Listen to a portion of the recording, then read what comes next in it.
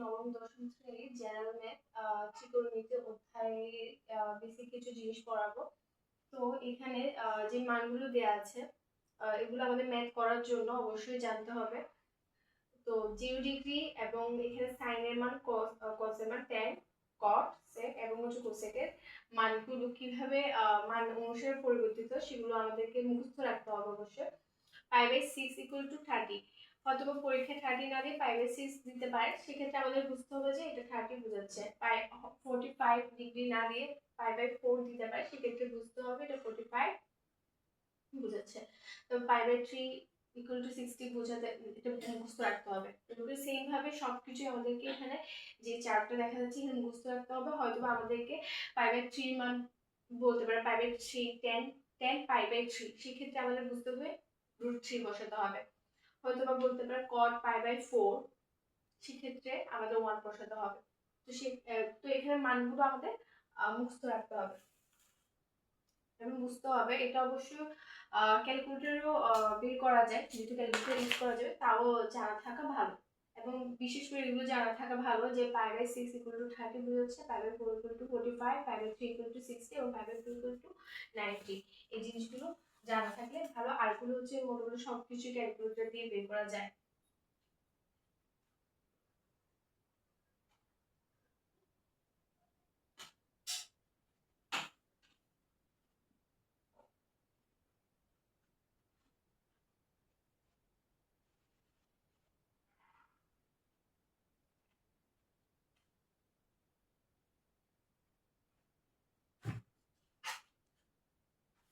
তো এর মধ্যে আমরা কিছু ইম্পর্টেন্ট সূত্র শিখবো, যেগুলো অবশ্যই জানা লাগবে।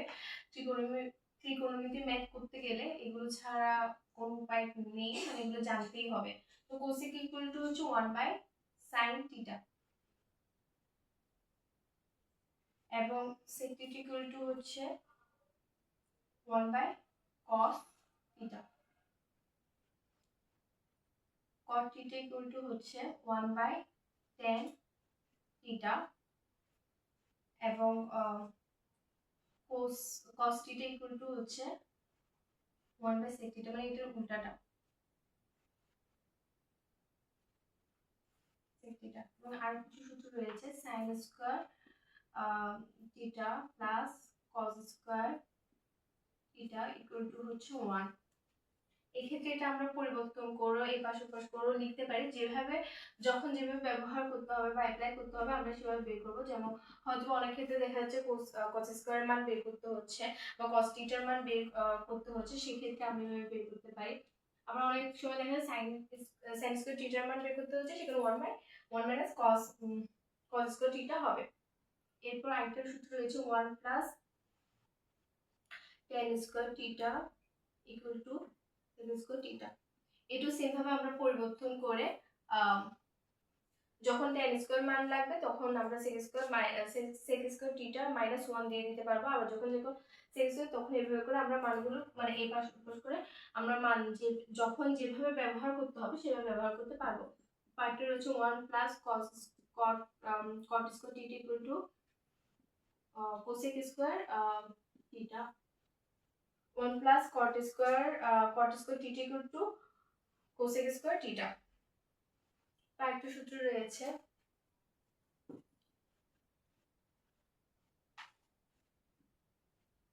cosec square θ - cot square θ = 1।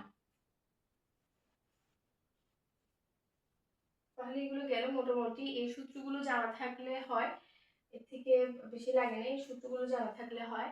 আর এর আগের ক্লাসে আমরা শিখেছিলাম sin θ = হচ্ছে লম্ব বাই অতিভুজ, cos θ = হচ্ছে ভূমি বাই অতিভুজ। তো ওগুলো জানতে হবে কোনটা মানে কি বোঝাচ্ছে। যখন মান দেওয়া থাকবে তখন এমসিকিউ এর জন্য জানতে হবে কোন মানগুলো দ্বারা কি বোঝাচ্ছে।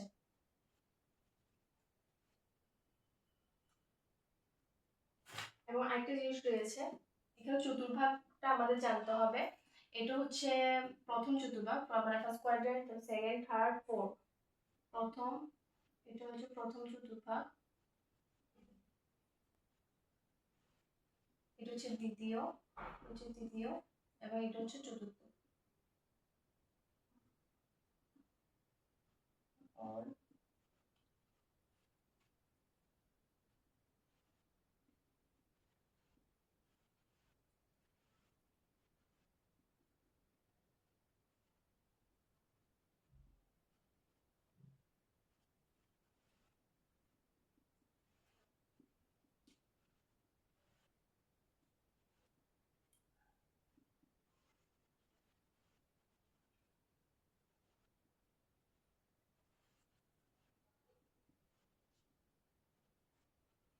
এক্ষেত্রে এই অল স্টুডেন্ট টেক কেয়ার এভাবে করে আমরা মানে মনে রাখার জন্য অল স্টুডেন্ট টেক কেয়ার দেখবেন অল প্রথম যে সবকিছু হচ্ছে পজিটিভ হবে।